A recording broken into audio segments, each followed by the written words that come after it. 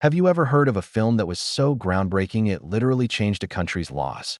A movie that ran in a single Parisian cinema for over a decade? Today, we're diving deep into the story behind one of the most iconic, controversial, and influential films of the 20th century, Emmanuelle.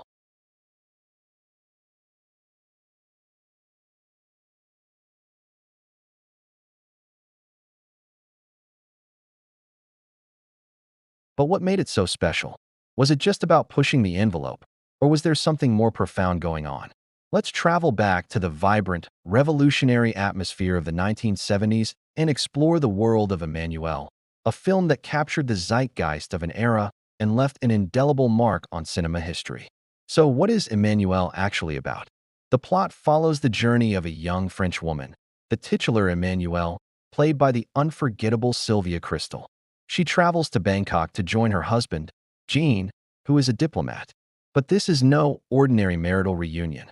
Bangkok, in the film, is portrayed as a paradise of sensory exploration, a place where the conventional rules of Western society don't apply. Emmanuelle, who arrives with a relatively naive understanding of her own desires, is encouraged by her husband and the people she meets to embark on a journey of self-discovery. The narrative isn't driven by a traditional conflict or a specific goal. Instead, it's a series of beautifully shot, episodic encounters. Each experience, whether with men, women, or even just observing the world around her, is a lesson. She meets a wise older man named Mario, who becomes her guide, teaching her to embrace her feelings without guilt or shame. Through these encounters, Emmanuelle sheds her inhibitions and learns to see her own identity not as something fixed, but as something to be explored and celebrated. The film is less about the what and more about the how a person can awaken to their own potential for freedom and pleasure. To truly understand Emmanuelle's impact, we have to look at the time it was made. The mid-1970s was a period of immense social change. The sexual revolution that began in the 60s was in full swing, challenging long-held beliefs about relationships, morality, and personal freedom. Feminism was gaining mainstream momentum, encouraging women to claim ownership of their bodies and their narratives.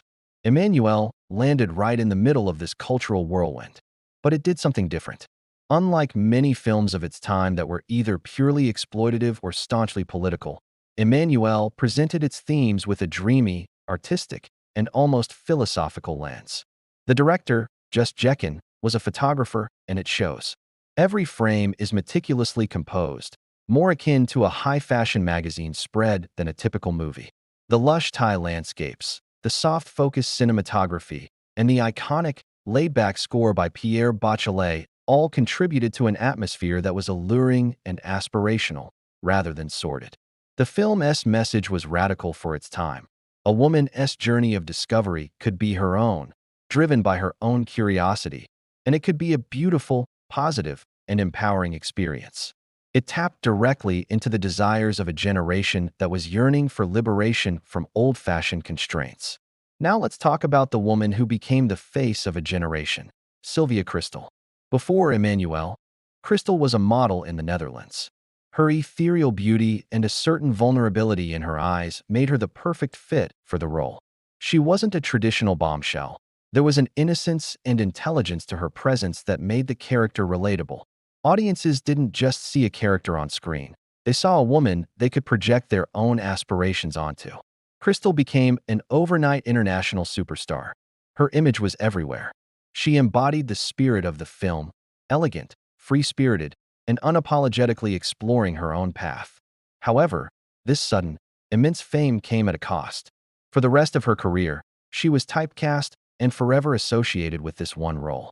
While she starred in dozens of other films, including sequels to Emmanuelle, she could never fully escape the shadow of the character that made her a global icon. Her life story is a poignant reminder of the complex relationship between an actor and a career-defining role, and the personal sacrifices that can come with phenomenal success. The controversy surrounding Emmanuelle was, of course, a huge part of its legend. In many countries, the film faced significant censorship battles. In its home country of France, however, something remarkable happened. The newly elected president, Valéry Giscard d'Estaing, wanted to project an image of a more modern and liberal France. His administration relaxed censorship laws, and Emmanuelle was one of the primary beneficiaries. The film was released with a rating that allowed it to be shown in mainstream cinemas, rather than being relegated to specialty theaters. This decision was a gamble, but it paid off spectacularly. The French public flocked to see it. It became a must-see event, a topic of conversation at every dinner party. The film's success signaled a major shift in public attitudes. By allowing Emmanuelle to be shown, the government wasn't just approving a film, it was acknowledging a change in the national psyche. The movie's unprecedented theatrical run on the Champs-Élysées for 11 years is a testament to its status not just as a film, but as a cultural landmark. So, what is the lasting legacy of Emmanuelle? Its influence can be seen in a few key areas. First, it completely changed the economics and aesthetics of adult-oriented cinema. It proved that a film could be both sensual and commercially successful on a massive scale, paving the way for a more mainstream, high-production value approach to the genre. It created what became known as the Emmanuelle style, a blend of exotic locations, beautiful actors, a mellow soundtrack, and a storyline focused on psychological and sensual awakening. This formula was copied countless times throughout the 70s and 80s. Second, it had a huge impact on fashion and design. The film's aesthetic, the flowing clothes, the naturalistic settings, the famous peacock chair that Emmanuelle sits in on the movie poster, became iconic and influenced interior design and fashion for years. That chair is still a sought-after vintage item today. More broadly, Emmanuelle is a time capsule. It perfectly captures the optimism, the freedom, and perhaps some of the naivety of the 1970s. It represents a moment in time when society was wrestling with new ideas about freedom and personal expression. While some aspects might feel dated to a modern audience, its core theme, the journey of self-discovery and the courage to define your own happiness, remains surprisingly relevant. It was more than just a movie. It was a conversation starter, a cultural touchstone, and a beautifully crafted piece of escapism that invited a generation to dream a little differently. Thank you so much for joining me on this look back at the phenomenon of Emmanuelle.